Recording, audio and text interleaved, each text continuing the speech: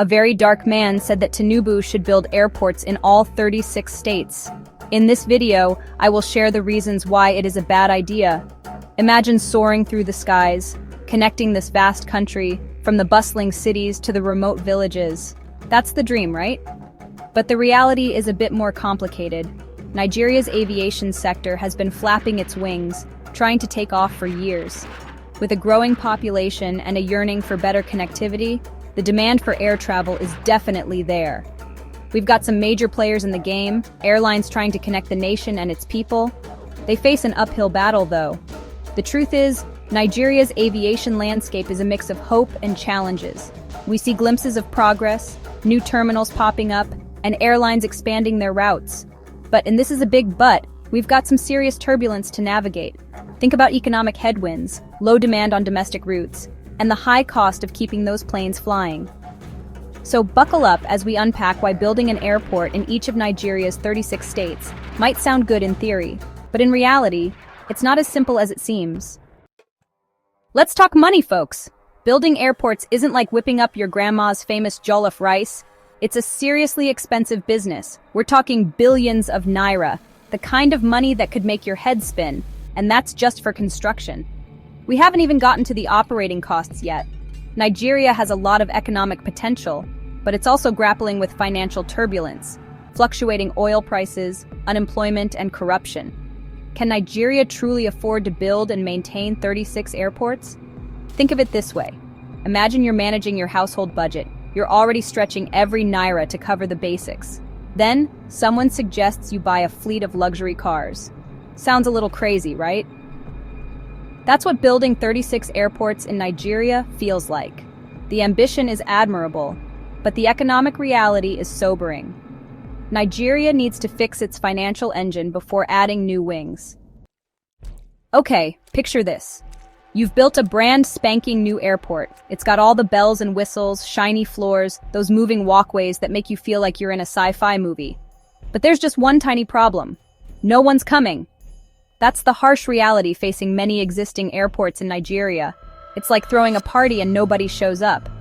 You see, building airports without considering demand is like buying a whole wardrobe of designer clothes when you spend most of your time in your pajamas. It looks good in theory, but doesn't make much sense practically. The truth is, domestic air travel in Nigeria is still a luxury for many.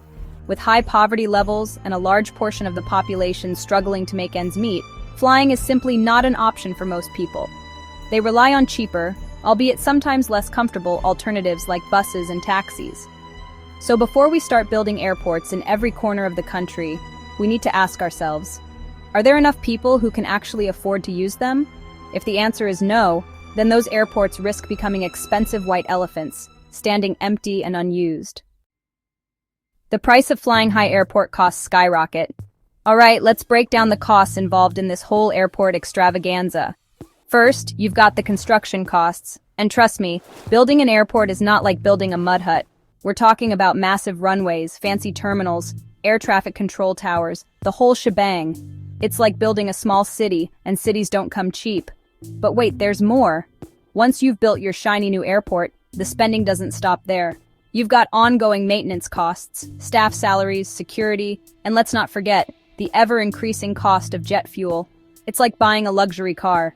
Sure, the initial purchase price is steep, but then you've got insurance, maintenance, and petrol costs to worry about. Now, imagine multiplying those costs by 36, one for each state in Nigeria. Suddenly, we're talking about a mountain of money, and frankly, Nigeria has more pressing needs right now, like education, healthcare, and tackling poverty. It's like trying to buy a private jet when you can barely afford to keep the lights on at home. So while the idea of having an airport in every state might sound glamorous, the financial reality is a different story.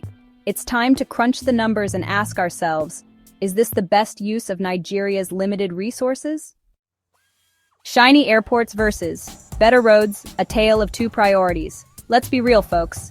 Politicians love a good ribbon-cutting ceremony. A shiny new airport screams progress and development. It's a symbol they can point to and say, look what I built. But airports don't address the most pressing needs of everyday Nigerians. Imagine you're a farmer in rural Nigeria, trying to get your produce to the market. You're bumping along a pothole-ridden road. Your goods are getting damaged. Is your biggest concern the lack of a nearby international airport? Probably not.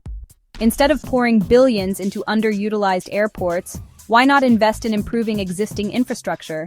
Better roads mean farmers could get their goods to market faster and cheaper. Improved rail networks could connect towns and cities, boosting trade and tourism. These investments have a real impact on the lives of ordinary Nigerians.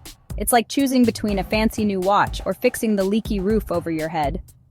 Sure, the watch looks nice, but the roof protects you from the elements. Nigeria needs to prioritize practical solutions over flashy projects. On the road to progress, exploring alternative transportation. Now, before you accuse me of being anti-airport, let me be clear. Airports are important. They connect people, facilitate trade, and boost tourism. But they're not the only game in town. Nigeria has a golden opportunity to think outside the box and explore alternative transportation networks. Let's talk trains, baby! Imagine high-speed rail lines connecting major cities in Nigeria. You could hop on a train in Lagos and be in Abuja in a few hours, all while enjoying the scenic countryside. It's faster and more efficient than driving, and it's a heck of a lot cheaper than flying. Plus, it's better for the environment. Win-win. And hey, let's not forget about our good old friend, the road. Investing in road maintenance and expansion would be a game changer for Nigeria. It would reduce travel time, lower transportation costs, and improve access to essential services. The point is, Nigeria shouldn't limit itself to just one mode of transportation.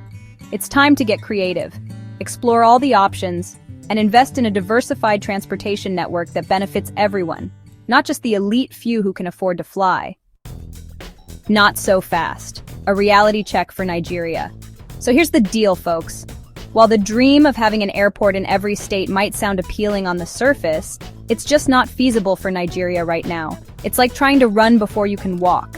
Nigeria needs to address its economic challenges, prioritize essential infrastructure, and explore alternative transportation options before it even considers building more airports. Look, I get it. Airports are cool.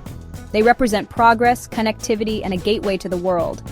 But they're also expensive, and frankly, Nigeria has more pressing issues to deal with. It's like buying a diamond-encrusted phone case when you haven't paid your electricity bill. It's flashy, but it doesn't make much sense. Instead of getting caught up in the allure of airports, Nigeria needs to focus on building a solid foundation for sustainable development. That means investing in education, healthcare, job creation, and yes, even better roads. Once those fundamentals are in place, then we can start talking about expanding air travel. But for now, let's keep our feet on the ground and focus on building a Nigeria that works for everyone. Remember, folks, progress isn't always about how high you can fly, but about how well you lay the groundwork for a brighter future.